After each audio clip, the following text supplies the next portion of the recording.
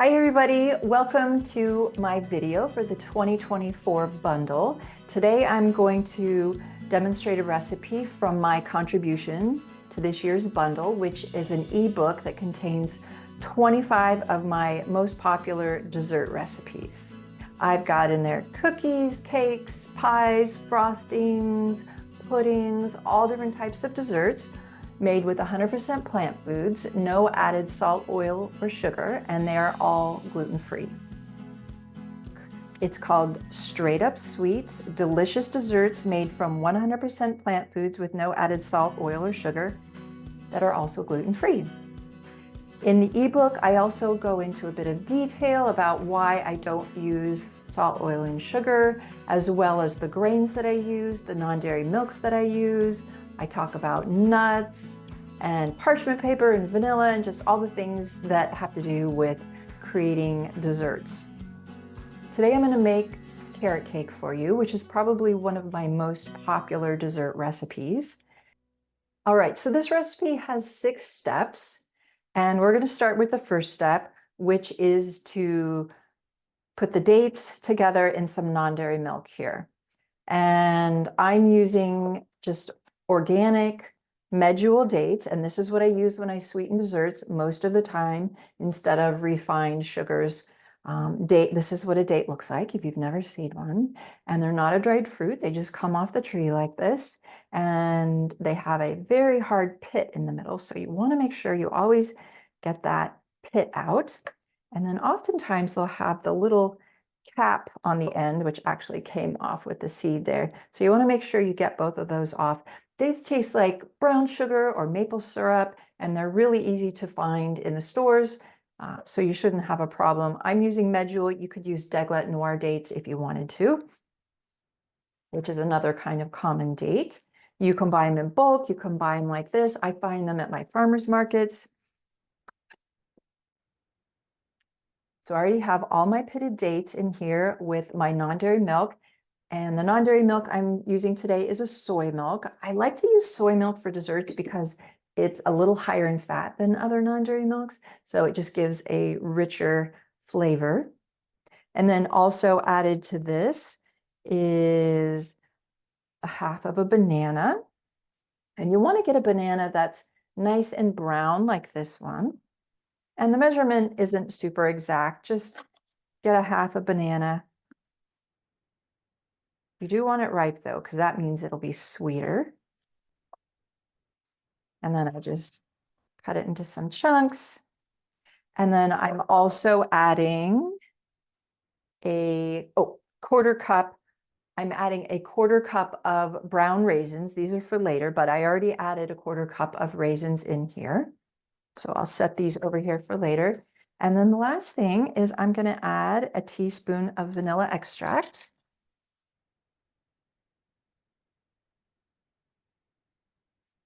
You can also use vanilla beans if you want to.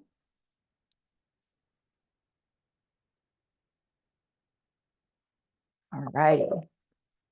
So we're just going to let this soften and soak for a minute, let those dates get nice and soft. And we're going to move on to step 2, which is to preheat the oven, which I've already done. And then we're going to get our pan ready as well. You can make this carrot cake as an 8 by 8 inch cake.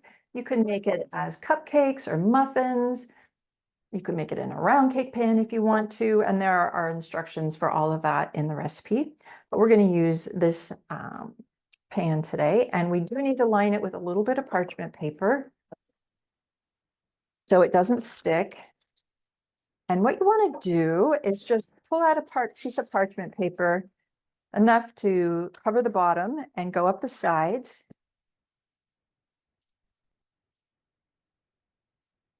This isn't wax paper. It's specially made to go in the oven. Nothing sticks to it, and it can withstand high heat.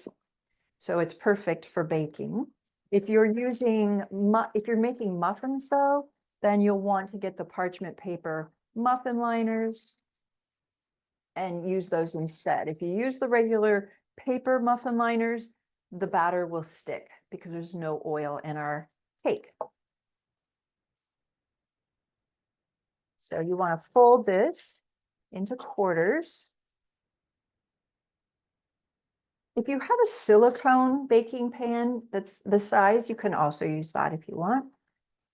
All right, so you've folded that into quarters. Bring your pan back. Hold that center where it's all together. Hold that in the center of your baking pan and hold it there. Don't move it while you press into the corner and along the edges there. And then you'll be able to see the outline. And then if you want to be neat about it, you can trim off a little bit. And then in the corners, I make 2 cuts just so those corners will lay nicely. And then you open it back up and then you just center it and push it in there. Pretty neat. Okay, so that was step 2. I'm going to set this aside. We'll come back to it. Get our mixing bowl out.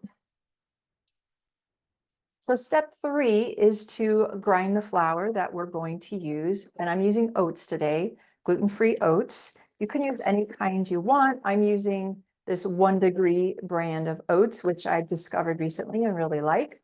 So now I'm going to put the rolled oats into the blender because we're going to make our own flour. Making your own flour is really easy, really fast, and it tastes better when you grind your own. All right, so we're just going to grind this till it looks like flour.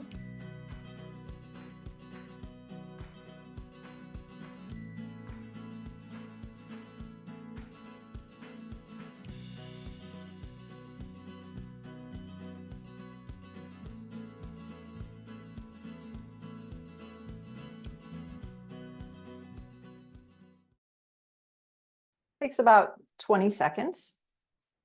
You can see there, it looks like flour. Go ahead and transfer it to your mixing bowl. Make sure you get it all out of there.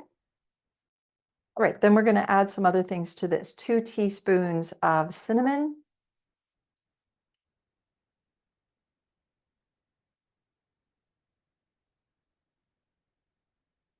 So 2 teaspoons of cinnamon. This is ground Ceylon true cinnamon that I'm using today. And then we're going to put in a little baking powder. I use this Hain sodium-free baking powder.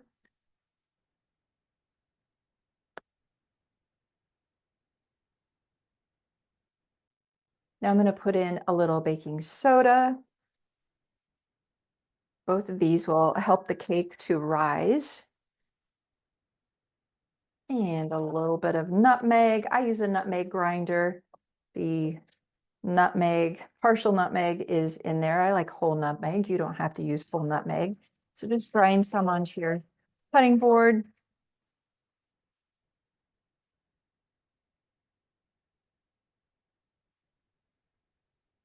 Pick it up with your bench scraper there. And then lastly, we're going to put in a little bit of ground clove. I buy a little bag of ground clove because I don't use it that often. And a little bit of ground clove goes a long way. So now using a whisk, we're going to blend everything together here. You can also use a fork, but a whisk works really well to get everything evenly distributed. You don't want your baking powder, your baking soda, or your clove in one spot. You want it to be evenly stirred in. All right. So there's all of our dry stuff, and that was step 3. Now step 4, we're going to come back to this. Maybe I'll move this. Now step 4, we're going to go ahead and blend the dates, the non-dairy milk, the raisins, the bananas, and the vanilla. And we're going to use the same blender jar here. And we're just going to blend it until smooth. Get all these little raisins out. So this is taking the place of traditional eggs, brown sugar, oil, that traditional mixture when it comes to cakes. So we're just going to blend it until it's smooth.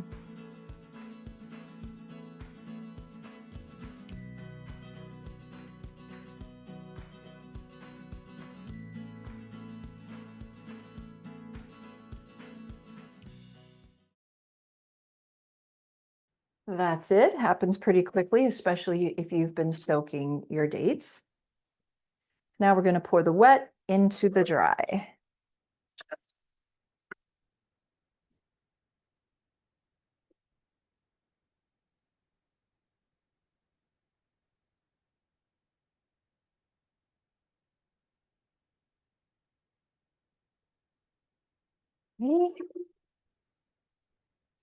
And I'm just going to use a wooden spoon to stir it. We don't want to stir it vigorously. Just kind of gently fold everything together until all the dry ingredients have been incorporated, or to a point where you can't see the dry ingredients anymore. So once we've got that stirred, we're still in step 5. We're going to add one and a half cups grated carrots, since this is carrot cake. And I just use a regular grater like this with the big holes. If you want to use a food processor or something like that, you could. And then I'm going to add about a half cup of brown raisins. You could also use golden raisins if you had those. I love walnuts in my carrot cake, so I'm adding about a half cup chopped walnuts. All right, so now we're going to still kind of gently just fold everything together until the nuts, the carrots, and the raisins are all evenly stirred in.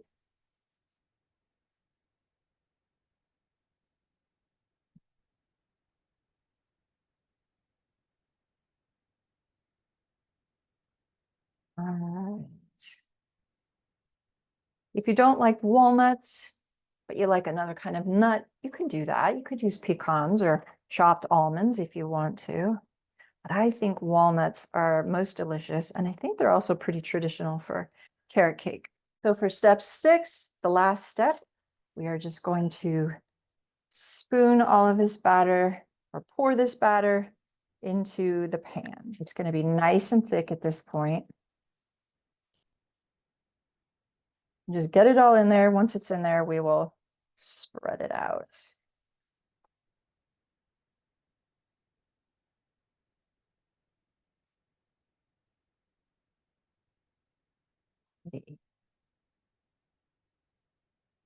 I always leave a little bit in there so I could lick the bowl later. And you don't have to worry because there's no raw eggs in this. All right, so now just move the batter into the corners. We want to make the batter nice and even in the pan. We don't want there to be like a big hump in the middle, just nice and easy. Push it into those corners. We're not pushing down on the batter. We're just evening it out.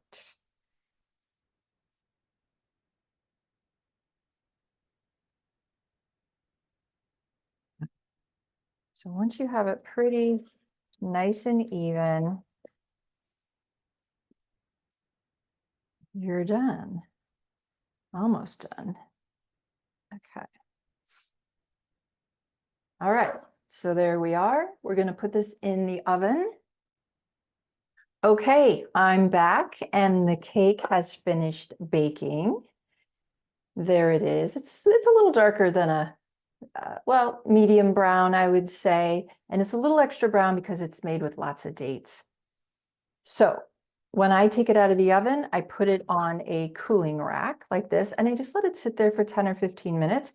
And then once everything is set up, then I just lift this out and I put it back on the cooling rack. And at that point, I just let it cool completely. And I pull these little sides down. you can do this, take it out and frost it and put it on a cute platter or something, or you can do this, put it back in there. And then you can frost it right in the pan if you want. And I think that's what I'm going to do today. And that makes it really easy if you're taking it somewhere. And when you put the frosting on, which is optional, and then you cut it, it looks really nice because the frosting is just on the top there, nice and even. So I'm going to set this aside and we're going to do the frosting, which, as I said, is optional. This is plenty sweet on its own, but I'm going to go ahead and show you how to make the frosting. So in here we have more dates. I have some raw unsalted cashews, a little bit of water, a little bit of vanilla extract, and a little bit of lemon juice. Now, in my ebook, that's part of the bundle, Straight Up Sweets, you can make this as a vanilla frosting or you can make it as a lemon frosting. Now, since this is going on carrot cake, and carrot cake normally has cream cheese frosting, so you have a little bit of that tang. That's why I added the lemon juice. So you can do either one. So I'm going to use my Vitamix here. These have been soaking for quite a while. You just want those nuts to get nice and soft and the dates to get nice and soft because we're going for a really smooth final frosting.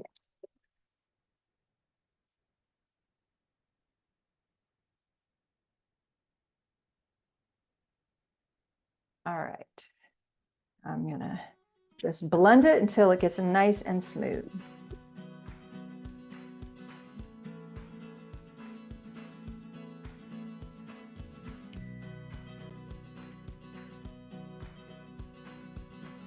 And then I usually stop and with my spatula scrape down the corners and the sides. If it's too thick, you can add a little bit more water, just a tiny bit. We don't want it to be we don't want to put in too much water.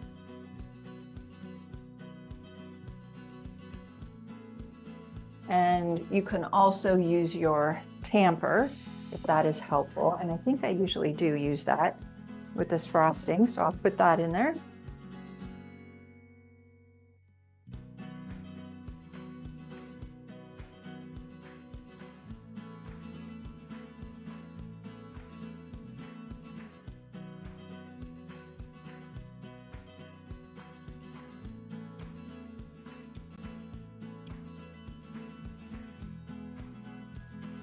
All right, that is working really well. Let me give it one more scrape. You don't want any graininess if possible. You want it nice and smooth. So don't be afraid to really crank it up. It's looking really good. And since this frosting has no saturated fat like butter or lard or cream cheese, it's not going to stand up the same way. So that's why we don't want to add too much liquid because we're trying to keep it thick. And you'll see what I mean here in a sec. Let me give it one more blend.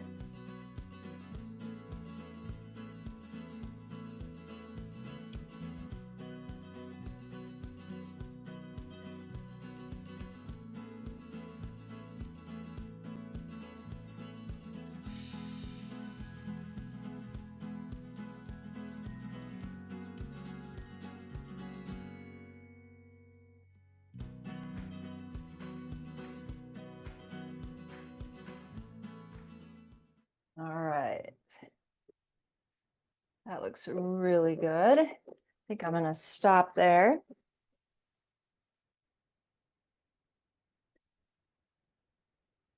And let me get a bowl to put this in. And I'll show you how nice and smooth it is.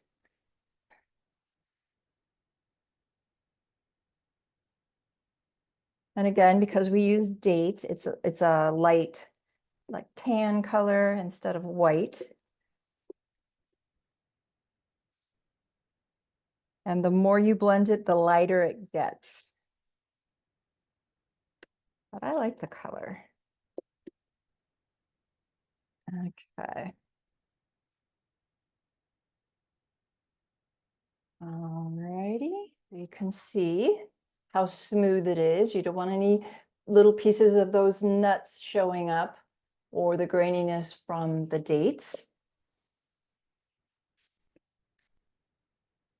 I'm going to use my frosting knife here. And I'm just going to go ahead and put all this on top. If you don't like as much frosting, you don't have to put it all on top, but I made sure to have the frosting make a little bit more, just in case there's people out there who wanted extra frosting. So I'm just putting it all the way into the corners.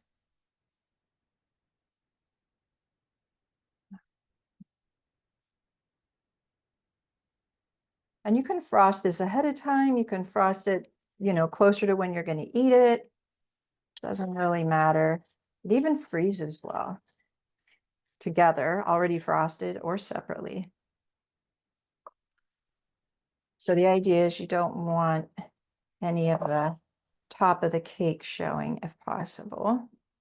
So I just kind of go back and forth until I get a nice, pretty, even pattern.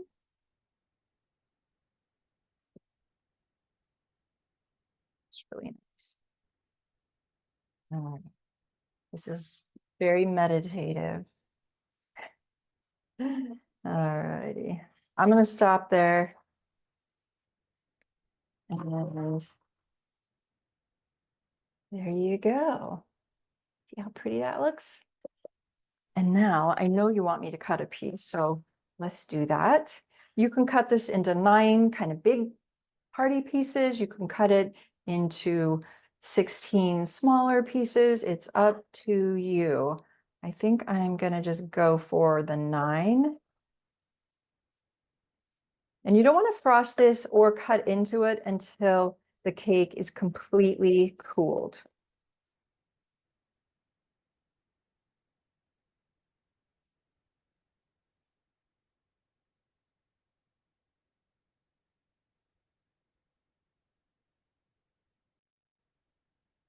All right, and even though the frosting isn't on all the sides, it's a lot on top, I think a lot.